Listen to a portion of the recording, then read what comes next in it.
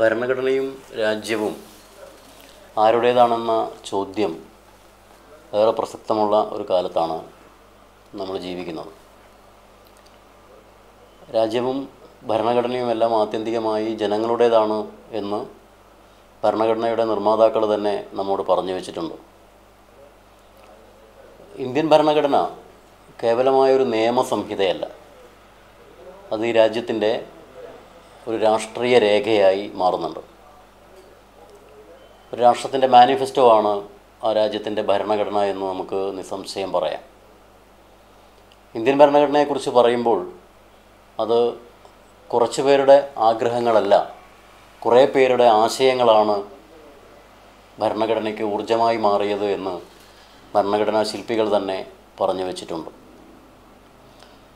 ഇന്ത്യയുടെ ഭരണഘടന ഇന്ത്യയുടേത് മാത്രമല്ല, ലോകത്താകമാനം ഉയർന്നു വന്ന വലിയ മാനവിക മുന്നേറ്റങ്ങളിൽ നിന്നെല്ലാം നമ്മുടെ ഭരണഘടന ഊർജം സ്വാംശീകരിക്കുന്നുള്ളതായിട്ട് കാണാം.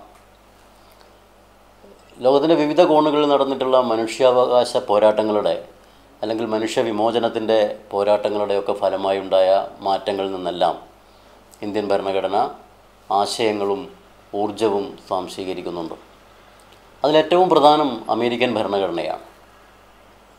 അമേരിക്ക എന്ന് പറയുന്ന ഒരു രാഷ്ട്ര സംവിധാനത്തിനോട് നമുക്ക് പല കാര്യങ്ങളിലും വിയോജിപ്പുണ്ടെങ്കിൽ കൂടി അമേരിക്കൻ വിപ്ലവം ലോകത്തിനാകെ നൽകിയ സന്ദേശം ചെറുതല്ല. മത മേലധ്യക്ഷന്മാരിൽ നിന്ന് അല്ലെങ്കിൽ മതമേധാവികളിൽ നിന്ന് ജനാധിപത്യപരമായ ഒരു അവസ്ഥയിലേക്ക് രാജ്യത്തെ മാറ്റാൻ പ്രേരകമായി തീർന്ന ഒന്നാണ് അമേരിക്കയുടെ വിപ്ലവം. ആ അമേരിക്കൻ വിപ്ലവമാണ് ജനാധിപത്യത്തിന് വഴികാട്ടിയായി നമുക്ക് കാണാൻ കഴിയുന്നത്. ആ അമേരിക്കൻ വിപ്ലവത്തിൽ നിന്നാണ് നമ്മുടെ ഭരണഘടന ജനാധിപത്യത്തിൻ്റെ ബാലപാഠങ്ങൾ പഠിക്കുന്നത് എന്ന് കാണാം. അതുപോലൊരു വിപ്ലവമാണ് ഫ്രഞ്ച് വിപ്ലവം. സാഹോദര്യത്തിൻ്റെയും സമത്വത്തിൻ്റെയും ഒക്കെ വലിയ ആശയങ്ങൾ പ്രചരിപ്പിച്ച വിപ്ലവം എന്ന നിലയിൽ ഫ്രഞ്ച് വിപ്ലവത്തിൽ നിന്നും നമ്മുടെ ഭരണഘടന ചില ആശയങ്ങളെ കൈക്കൊള്ളുന്നതായി കാണാം. സമത്വത്തിൻ്റെ വലിയ പാഠങ്ങൾ നമ്മോട് പറഞ്ഞു തന്ന ഒരു വിപ്ലവമാണ് റഷ്യൻ വിപ്ലവം. ലോകത്തിൽ തൊഴിലാളി വർഗത്തിൻ്റെ സർവാധിപത്യത്തിനു വേണ്ടി, സമത്വത്തിനു വേണ്ടി ലോക ജനതയെ തന്നെ രൂപപ്പെടുത്തിയെടുക്കുന്നതിൽ വലിയ പങ്കുവഹിച്ച റഷ്യൻ വിപ്ലവത്തിൽ നിന്ന് നാം സമത്വത്തെക്കുറിച്ചുള്ള ആശയഗതികൾ നമ്മുടെ ഭരണഘടനയിലേക്ക് ആർജിക്കുന്നു. ഞാൻ പറഞ്ഞു വന്നത് ഇന്ത്യയുടെ ഭരണഘടന എന്നത് ഇന്ത്യൻ ജനതയുടേത് മാത്രമല്ല, ലോകത്തുള്ള എല്ലാ മാനുഷിക പോരാട്ടങ്ങളുടെയും അല്ലെങ്കിൽ മാനുഷിക മൂല്യങ്ങളുടെയും ഊർജം നമ്മുടെ ഭരണഘടന ഉൾക്കൊള്ളുന്നതായി കാണാം. നമ്മുടെ ഭരണഘടന ആരംഭിക്കുന്നത് തന്നെ we the people of India എന്ന് പറഞ്ഞിട്ടാണ്. ഒരുപക്ഷെ ലോകത്തെ ഒരു ഭരണഘടനയും അങ്ങനെ വി ദ പീപ്പിൾ എന്ന് പറഞ്ഞുകൊണ്ട് ആരംഭിക്കുന്നുണ്ടാവില്ല. ജനങ്ങൾക്ക് വേണ്ടിയാണ് ഈ ഭരണഘടന ഉണ്ടാക്കിയതും ജനങ്ങൾ തന്നെയാണ് ഈ ഭരണഘടന നിർമ്മിച്ചതും അത് സമർപ്പിക്കുന്നത് ജനങ്ങൾക്ക് വേണ്ടിയാണ് എന്നുള്ള സന്ദേശം നമ്മുടെ ഭരണഘടനയുടെ ആമുഖത്തിൻ്റെ ആദ്യ വാചകത്തിൽ തന്നെ കുടിയിരിക്കുന്നുണ്ട് എന്ന് നമുക്ക് കൃത്യമായി പറയാം. അതുകൊണ്ടാണ് വി ദ പീപ്പിൾ എന്ന ഒരാശയത്തിലേക്ക് നമ്മൾ മാറുന്നത്. അതേപോലെ ഈ ഭരണഘടനാ നിർമ്മാണ അസംബ്ലിയിൽ നടന്ന ഏറ്റവും പ്രധാനപ്പെട്ട ചർച്ചകളിലൊന്ന് ഈ ഭരണഘടന രൂപപ്പെട്ടു വരുന്ന അവസരത്തിൽ ഈ ഭരണഘടന ആർക്കു വേണ്ടി സമർപ്പിക്കും എന്നുള്ളതാണ്. അതൊരു ഇന്ത്യൻ ഭരണഘടനയുടെ നിർമ്മാണ ചരിത്രത്തിലെ ഏറ്റവും പ്രധാന ഏടായി ആ ദിവസം മാറുന്നുണ്ട്. ആ ചർച്ചയ്ക്ക് സാക്ഷ്യം വഹിച്ച ദിവസം സ്വാഭാവികമായും ലോകത്തെ പല ഭരണഘടനകളും ആ രാജ്യത്തിലെ ദൈവങ്ങൾക്കാണ് സമർപ്പിക്കുന്നത്, അല്ലെങ്കിൽ ആ രാജാവിന് സമർപ്പിക്കും, ആ രാജ്യത്തിൻ്റെ ഭരണാധികാരിക്ക് സമർപ്പിക്കുന്നു. പക്ഷേ ഇന്ത്യയിലെ ഭരണഘടന ആർക്ക് സമർപ്പിക്കണം എന്ന ഒരു ചർച്ച വന്നപ്പോൾ സ്വാഭാവികമായും ഇന്ത്യയിലെ ഭരണഘടനാ നിർമ്മാതാക്കൾ ഉയർന്നു വന്നിട്ടുള്ള വലിയ ചർച്ച എന്ന് പറയുന്നത് അത് ജനങ്ങൾക്ക് വേണ്ടി സമർപ്പിക്കണം എന്നുള്ളതാണ്. പക്ഷെ അതിന് മുന്നോടിയായി വളരെ കൂലങ്കുഷമായ ഗൗരവമേറിയ ചർച്ച നടക്കുന്നുണ്ട്. ഇന്ത്യയിലെ ഭരണഘടന സമർപ്പിക്കേണ്ടത് ഭാരതത്തിലെ ദൈവത്തിന് വേണ്ടിയാണ് എന്ന് പറഞ്ഞു. സ്വാഭാവികമായും ആരുടെ ദൈവം എന്നൊരു ചോദ്യം വന്നപ്പോൾ നമ്മുടെ രാജ്യത്ത് ഭൂരിപക്ഷം നിൽക്കുന്ന ആളുകളുടെ വിഭാഗം ഹിന്ദു ജനവിഭാഗമാണ് കൂടുതലുള്ളത്. അതുകൊണ്ട് തന്നെ ഒരു ഹൈന്ദവ ദൈവത്തിന് ഈ ഭരണഘടന സമർപ്പിക്കണം എന്ന ചർച്ച വന്നു. അപ്പോഴാണ് നമ്മുടെ പ്രതിഭാശാലിയായ ജവഹർലാൽ നെഹ്റു പറയുന്നത് ഭരണഘടന ദൈവത്തിന് സമർപ്പിക്കുന്ന അവസരത്തിൽ ഇവിടെ നിരീശ്വരവാദികളായ കുറേ ആളുകളുണ്ട്. അത്തരം ആളുകളോട് കാണിക്കുന്ന ഒരു നീതികേടാകും എന്ന ഒരു സംശയം നെഹ്റു മുന്നോട്ട് വെക്കുന്നു. ആ അവസരത്തിലാണ് നെഹ്റു പറയുന്നത് ഇത് ജനങ്ങൾക്ക് വേണ്ടി സമർപ്പിക്കേണ്ടതാണ് ഭരണഘടന എന്ന്. ആ വാദഗതികളെയാണ് നമ്മളെ ഭരണഘടനാ അസംബ്ലി അംഗീകരിക്കുകയും അത് വോട്ടിനിട്ട് പാസ്സാക്കി ജനങ്ങൾക്ക് വേണ്ടി സമർപ്പിക്കുന്ന ഒരു ഭരണഘടനയായി നമ്മളതിനെ രൂപപ്പെടുത്തുകയും ചെയ്തത്. അപ്പോൾ ആത്യന്തികമായി ഭരണഘടനയുടെ അടിസ്ഥാനം എന്ന് പറയുന്നത് ജനങ്ങളാണ്. ജനങ്ങൾക്ക് വേണ്ടിയാണ് ആ ഭരണഘടന നിലനിന്നതും രൂപപ്പെട്ടു വന്നതും.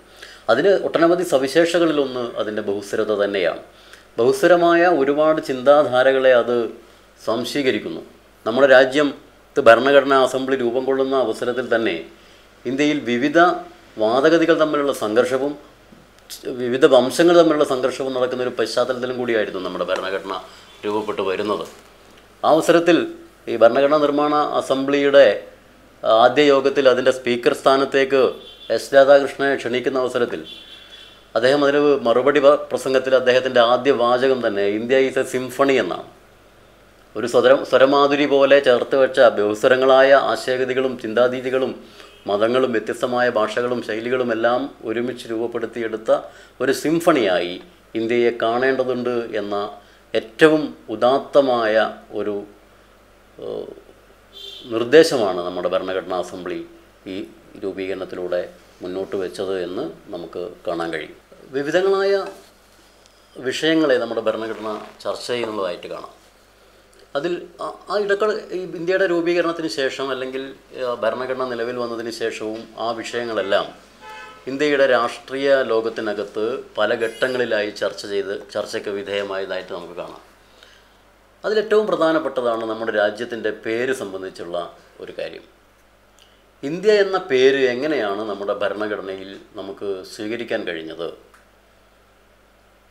ബി ആർ അംബേദ്കർ ഇന്ത്യയുടെ ഭരണഘടനാ അസംബ്ലിയിലെ പേരിനെ സംബന്ധിച്ചുള്ള ചർച്ചയ്ക്കിടയിൽ ഒരിടത്ത് പറയുന്നുണ്ട്, എന്തിനു വേണ്ടിയാണ് നമ്മൾ ഇത്ര നിസ്സാരമായൊരു കാര്യത്തെ സംബന്ധിച്ച് ഇത്രയും കൂലങ്കുഷമായി ചർച്ച ചെയ്യുന്നത്?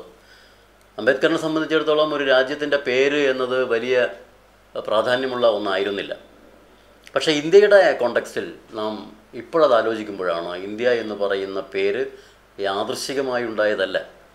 ഏറെ നേരത്തെ സംവാദങ്ങൾക്കും വിവാദങ്ങൾക്കും ചർച്ചകൾക്കും ഒടുവിൽ രൂപപ്പെടുത്തിയെടുത്ത ഒരു പേരാണ് ഇന്ത്യ എന്നത്. യഥാർത്ഥത്തിൽ ഇന്ത്യൻ ഭരണഘടനയുടെ 1-ാം അനുച്ഛേദത്തിൽ ഇന്ത്യ എന്താണ് എന്ന് പറയുന്നു. India that is Bharat shall be A union of state എന്നാണ് നമ്മുടെ ഭരണഘടനയുടെ 1-ാം അനുച്ഛേദത്തിൽ ഇന്ത്യയെക്കുറിച്ച് പറയുന്നത്. ഇന്ത്യ അഥവാ ഭാരത്, ഇന്ത്യ അല്ലെങ്കിൽ ഭാരതം എന്നല്ല, ഇന്ത്യ അഥവാ ഭാരത്. ഈ പേരിനെ സ്വീകരിക്കുന്നതുമായി ബന്ധപ്പെട്ട് വലിയ ചില നിരീക്ഷണങ്ങൾ പിന്നീട് നടക്കുകയുണ്ടായി. അതിൽ ഡോക്ടർ സുനിൽ പി ഇളയിടത്തിൻ്റെ ഒരു നിരീക്ഷണമുണ്ട്. ഭാരതം എന്ന ഒരു പൗരാണിക സങ്കല്പത്തെയും ബ്രിട്ടീഷ് ഇന്ത്യ എന്ന് പറയുന്ന ഒരു കൊളോണിയൽ സങ്കല്പത്തെയും നിരാകരിച്ചുകൊണ്ട് ആധുനികമായ ഒരു ഇന്ത്യയെ രൂപപ്പെടുത്തിയെടുക്കാനുള്ള ശ്രമമായിരുന്നു വന്നതെന്ന് നമുക്ക് കാണാം.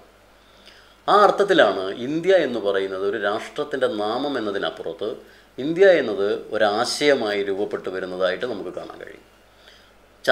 ഇന്ത്യയുടെ പേരിനെ സംബന്ധിച്ചുള്ള ചർച്ച നടക്കുന്ന അവസരത്തിൽ പ്രധാനമായും ഇന്ത്യക്ക് നിർദ്ദേശിക്കപ്പെട്ട ചില പേരുകളിൽ ഹിന്ദുസ്ഥാൻ എന്നുള്ളതായിരുന്നു. ഭാരതവർഷം, ഹിന്ദുസ്ഥാൻ, ഇന്ത്യ, അങ്ങനെ പലതുമായിട്ട് വന്നു. അതിൽ ഹിന്ദുസ്ഥാൻ എന്ന ഒരു പേര് വരാനുണ്ടായ കാരണം, അല്ലെങ്കിൽ ഇന്ത്യസ്ഥാൻ എന്ന് പറയുന്ന പേര് നിർദ്ദേശിക്കപ്പെടാനുണ്ടായ കാരണം തികച്ചും മതപരമായ കാഴ്ചപ്പാടിൻ്റെ അടിസ്ഥാനത്തിലായിരുന്നു. നമുക്കറിയാം, ഇന്ത്യ വിഭജിക്കുന്നത് ഒരു മതത്തിൻ്റെ അടിസ്ഥാനത്തിലാണ്, മതവിശ്വാസത്തിൻ്റെ അടിസ്ഥാനത്തിലാണ്. വിഭജിച്ച ആളുകൾ പാകിസ്ഥാൻ രൂപീകരിച്ചപ്പോൾ അതിന് ബദലായി നമുക്കൊരു ഹിന്ദുസ്ഥാൻ വേണമെന്ന് വളരെ സങ്കുചിതമായി ചിന്തിക്കുന്ന കുറേ ആളുകൾ ഭരണഘടനാ അസംബ്ലിയിൽ തന്നെ പറഞ്ഞു. അതിന് പകരം ഹിന്ദുസ്ഥാൻ ആവണം, ഭാരതവർഷമാവണം, തികച്ചും ഭാരതീയമായ ഒരു പേരായിരിക്കണം ഇന്ത്യയുടെ പേര് എന്ന് അവർ ചർച്ചയിൽ പങ്കെടുത്തുകൊണ്ട് പറഞ്ഞു. അതിൻ്റെ പ്രധാന കാരണം 2 തരത്തിലുള്ള ചിന്തകൾ അല്ലെങ്കിൽ മതത്തെ അടിസ്ഥാനപ്പെടുത്തിക്കൊണ്ടുള്ള കാര്യങ്ങൾ വന്നു എന്നുള്ളതിൻ്റെ അടിസ്ഥാനത്തിലാണ് ആ ചർച്ചയ്ക്ക് അടിസ്ഥാനമായിട്ട് വന്നത്. ഇത് പറയുമ്പോൾ ഇന്ത്യ എന്ന് പറയുന്ന പേര് എന്തിൽ നിന്നാണ് ഉണ്ടായതെന്ന് ചരിത്ര വിദ്യാർത്ഥികൾക്കറിയാം. സിന്ധു നദീതട സംസ്കാരവുമായി ബന്ധപ്പെട്ട് വൈദേശികൾക്ക് ഇന്ത്യ എന്നതിന് പകരം സിന്ധ് എന്ന് പറയുന്ന ഒരു ശബ്ദം ഉച്ചരിക്കാൻ പ്രയാസമുള്ളത് ആയി മാറുകയും അത് ഹിൻഡസ് ആയി മാറുകയും ചെയ്തതിൻ്റെ ചരിത്ര പാഠങ്ങൾ നമുക്ക് ഓരോരുത്തർക്കും അറിയാം. ആ പശ്ചാത്തലത്തിൽ നിന്നുകൊണ്ടാണ് നമ്മൾ ഇന്ത്യ എന്ന പേരിനെ കുറിച്ച് നമുക്ക് അറിയാൻ കഴിഞ്ഞത്. പക്ഷേ ഭരണഘടനയിൽ ഇന്ത്യ എന്ന് പറയുന്ന പേര് എങ്ങനെ വന്നു എന്നുള്ളത് ആലോചിക്കുമ്പോഴാണ് വലിയ ആശയ സമരത്തിൻ്റെ ഭാഗമായാണ് ഇന്ത്യ എന്ന് പറയുന്ന ഒരു പേര് വന്നത്. അതൊരു രാഷ്ട്രത്തിൻ്റെ ഭൗതികമായ അല്ലെങ്കിൽ ഭൂമിശാസ്ത്രപരമായ അതിർവരമ്പിനുള്ളിൽ നിൽക്കുന്ന ഒരു പ്രദേശത്തിൻ്റെ നാമം മാത്രമല്ല, മറിച്ച് അത് വിവിധ ആശയധാരകളെ സംയോജിപ്പിക്കാൻ പ്രേരകമാകുന്ന തരത്തിലുള്ള ഒരു ചിന്താ പദ്ധതി കൂടിയായിരുന്നു ഇന്ത്യ എന്ന പേരിൽ ഒളിഞ്ഞിരിക്കുന്നത് എന്ന് നമുക്ക് കാണാൻ കഴിയും.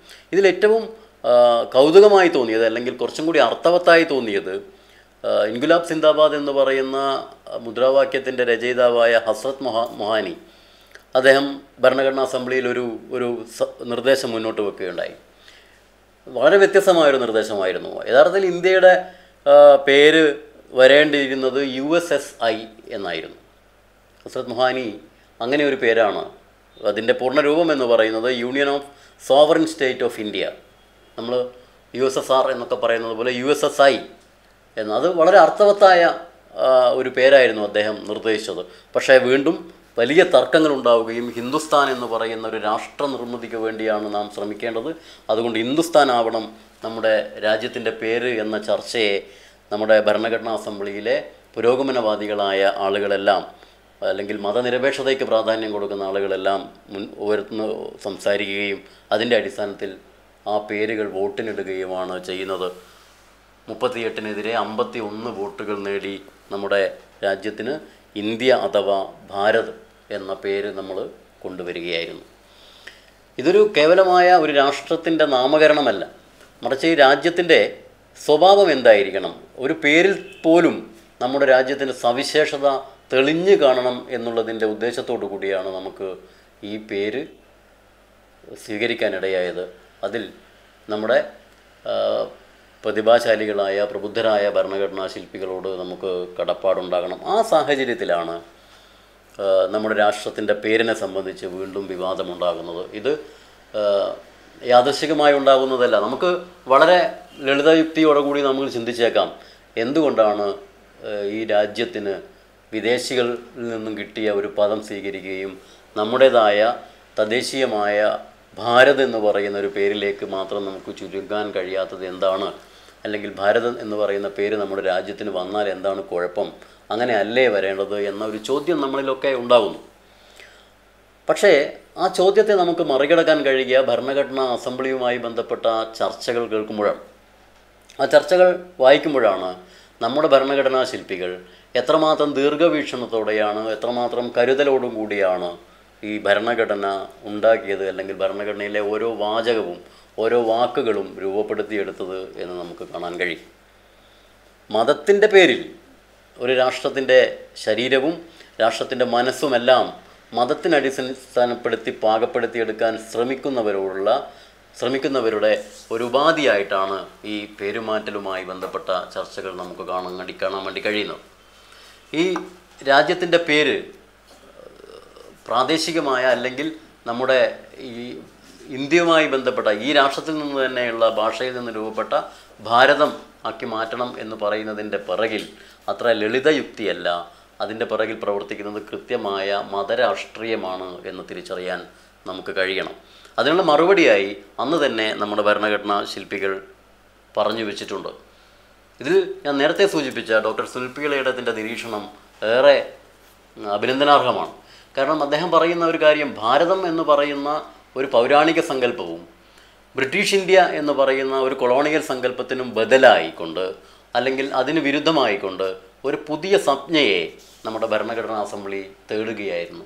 അതുകൊണ്ടാണ് ഇന്ത്യ അഥവാ ഭാരത് എന്ന് പറയുന്ന പേരിനെ നാം സ്വീകരിച്ചത്.